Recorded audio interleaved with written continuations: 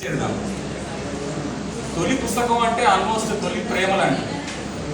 ఆ ఫస్ట్ బుక్లో మనం రాసే పోయిటరీ ఎలా ఉంది ఎలా లేదు అనేది అన్ని పక్కన పెడితే మన అమాయకత్వం కానివ్వండి, మన సంతోషం కానివ్వండి, అవన్నీ కూడా దాంట్లో చాలా విచిత్రంగా కనపడుతుంది. ఒక 2-3 పుస్తకాలు అయిపోయిన తర్వాత ఆ మొదటి పుస్తకంలో మనం రాసిన కవితల యొక్క వస్తువులు చూసుకుంటే ఇన్ని చాలా భిన్నంగా అనిపిస్తాయి అన్నమాట.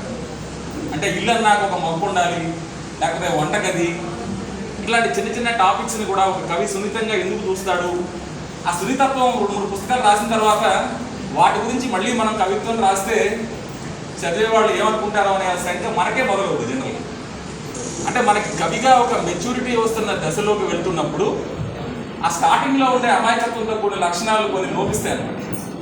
సో ఆ లోపించిన లక్షణాలను ఏమీ లేకుండా చూడాలనుకునే సౌందర్యం మాత్రం మొదటి పుస్తకంలో చాలా గొప్పగా కనపడుతుంది. సో ఆ సౌందర్యం ఈ పుస్తకంలో ఉంది కాబట్టి ఈ పుస్తకం బాగుందని నేను అనుకున్నాను ప్రాథమికంగా. సో సార్ ఇలాగే మిగతా వాళ్ళు ఎవరు చూడని కంటితో ఆ కవిత్వ వస్తువుల్ని చూసి ఉపరితలంలో మాత్రమే కాకుండా మరింత లోతుగా వెళ్ళి ఆ వస్తువు యొక్క ప్రభావం ఎందుకు ఎలా ఉంది అనే దాని గురించి కూడా కొంచెం ఎక్కువ ఆలోచన చేసి ఆ సారాంశంలో నుంచి ఆయన కవిత్వ నిర్మాణం చెయ్యాలని ఈ సందర్భంగా ఆయన నేను మనస్ఫూర్తిగా అభినందనలు తెలియజేస్తున్నాను. ఈ అవకాశం నాకు ఇచ్చినందుకు కూడా నేను చాలా థ్యాంక్స్ చెప్తున్నాను. Thank you very much.